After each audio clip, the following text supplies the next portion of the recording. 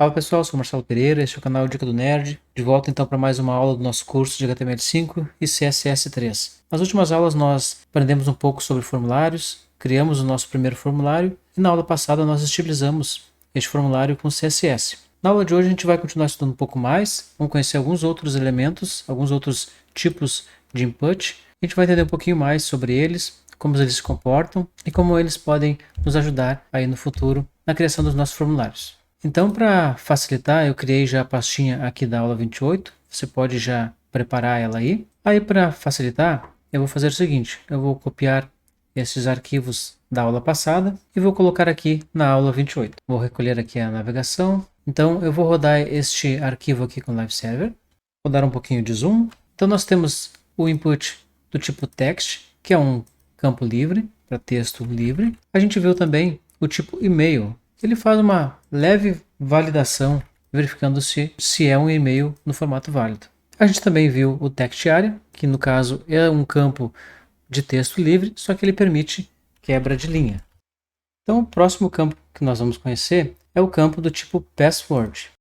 Eu vou copiar então este campo e-mail, vou colar aqui embaixo. Aqui nós vamos colocar um campo para resgatar a senha do usuário, como se fosse uma tela de login ou uma tela de cadastro. Então eu vou colocar aqui senha. E agora aqui eu vou trocar o tipo e-mail por password. E aqui só para ficar certinho, para a gente estar relacionando essa label com o input, eu vou colocar aqui também user password. E aqui também, ó, eu até vou trocar para a gente entender que aqui pode ser outro nome, tá? Não precisa ser necessariamente o tipo do campo. Eu vou colocar aqui user e-mail. E aí segue tudo funcionando. Então se eu clico aqui, ó, na label, eu já venho para o campo password e aqui também. E agora olha que interessante. Se eu digitar a minha senha, já ficou ali aquelas bolinhas. Então eu não consigo ver a senha do usuário enquanto ele está digitando. Então este é o comportamento nativo.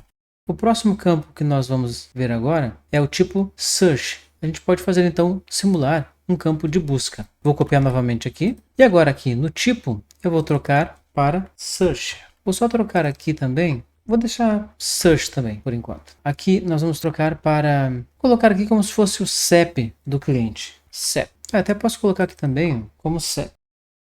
E agora, olha que bacana. Se eu digito qualquer coisa aqui dentro, olha só. Apareceu aqui um xizinho. E isso aqui é nativo do navegador. Então, se eu clicar, ele limpa. Se eu digitar algo mais, olha que interessante. Se eu der um ESC no teclado, ele também limpa o campo. Então, para você ver que o próprio navegador, de forma nativa, já oferece uma ótima acessibilidade. Agora nós vamos ver mais um tipo de input. Vou copiar aqui novamente. E aqui nós temos a possibilidade também de capturar o telefone do usuário. Aqui onde está CEP, eu vou trocar para phone. E aqui no tipo, a gente vai colocar tel. Então, este campo é um campo de texto livre, parecido com o text, só que, semanticamente, ele espera receber um número de telefone. Na aula passada, nós colocamos este atributo autocomplete como off, porque eu não queria que ficasse dando aquela sugestão de texto ali para autocompletar. Eu vou agora selecionar este atributo e remover. E agora eu vou falar sobre dois atributos que são muito importantes. O primeiro é o name. Name é o nome do meu input. Então, através desse name, eu vou saber qual o campo que está coletando aquela informação para poder levar e trabalhar lá com o meu back-end. Então, este atributo é bem importante e eu vou colocar então agora em todos os nossos inputs e também no text area. Eu posso utilizar o mesmo nome que eu utilizei aqui no ID e no for. Ok, então agora todos os nossos campos têm o seu nome específico. Aqui, para não confundir também, no for, no ID e no name, colocar como username. Outro atributo que é muito importante nos formulários é o atributo value.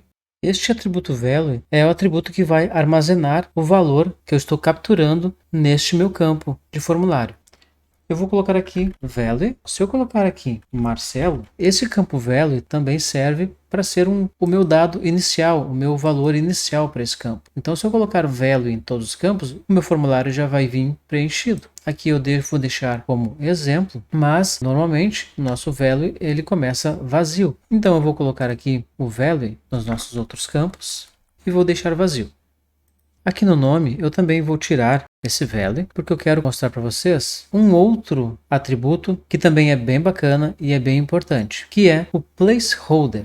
O placeholder ele é como se fosse um exemplo, um texto de ajuda. Ele pode servir para várias coisas. Então aqui eu vou colocar o atributo placeholder e aqui eu vou colocar um exemplo, uma ajuda para o meu usuário, que poderia ser assim, useremail.com.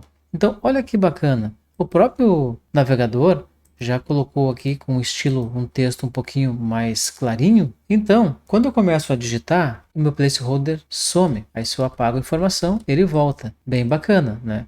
Então aqui no CEP eu poderia colocar assim, placeholder, e aí já tem um exemplo aqui para o usuário. Telefone a gente pode fazer assim. Então agora o nosso formulário já ficou bem mais bacana, bem mais interessante. Então a gente vai continuar estudando ainda um pouco mais sobre formulários. Na próxima aula a gente vai ver mais alguns elementos bem importantes de formulário. Então para a aula de hoje era isso. Eu espero que você tenha gostado, que tenha ficado tudo claro. Se tiver alguma dúvida, é claro, deixa aí nos comentários. Se gostou do vídeo, claro, deixa aquele like, compartilha aí com seus amigos, com seus colegas. Claro, se tiver alguma sugestão de conteúdo aqui para o canal, deixa nos comentários também. Então a gente se vê na próxima aula. Um grande abraço.